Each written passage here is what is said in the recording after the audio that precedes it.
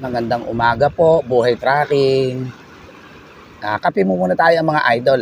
Andito tayo ngayon sa Dalampasigan. Yan. Kung saan pinagmamasdan po natin ang hampas ng alon ng karagatan. Yan mga idol. Habang nagkakape tayo, tinitingnan natin kung gaano o gaano kalaki ang hampas ng alon dito sa Dalampasigan ng dagat mga idol. Yan, pinagmamasdan po nating mabuti siya. Malinis, malinaw ang tubig ng dagat. Yan, 8 araw na po tayo rito sa Cebu, Region 7 mga idol. Kung saan habang naghihintay tayo ng biyahe, pabalik po ng Manila. Yan mga idol, pinag-aaralan natin mabuti kung lumalaki ba ang hampas ng alon dito sa karagatan mga idol. Yan, dito tayo ngayon sa Dalampasigan.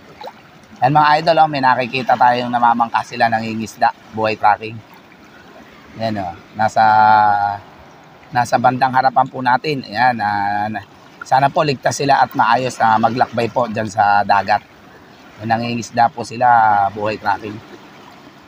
Yan, mag-iingat po sana sila sa kanilang paglalakbay sa gitna ng karagatan mga idol.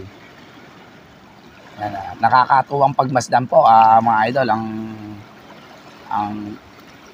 hampas ng alon. Yan, hindi naman po siya masyadong kalakihan ng alon, buhay tracking. Yan po. Ang ganda pong pagmasdan ng alon habang nagkakape po tayo sa umaga, buhay tracking. Yan po. Binalikan natin siya ngayon kung saan marami nang naliligo umagang-umaga pa lang. Ayan. Nakikita po natin ang hampas ng alon sa Dalampasigan, buhay tracking. Malinis, maganda po, malinaw ang tubig dito. Yan, binabati natin na magandang umaga ang lahat po ng mga taga Cebu. Yan, maayong buntag sa inyong tanan. Yan.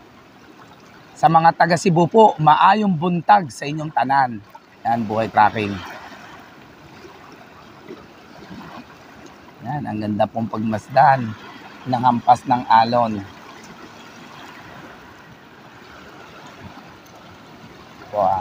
Buhay tracking.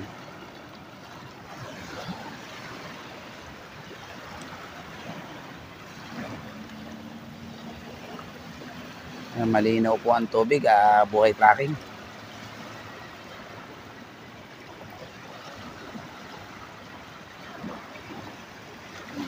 Kaaya-ayang pagmasdan po ang tubig sa karagatan mga idol.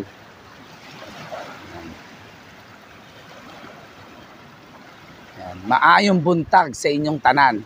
Yan, dito po sa Cebu mga idol.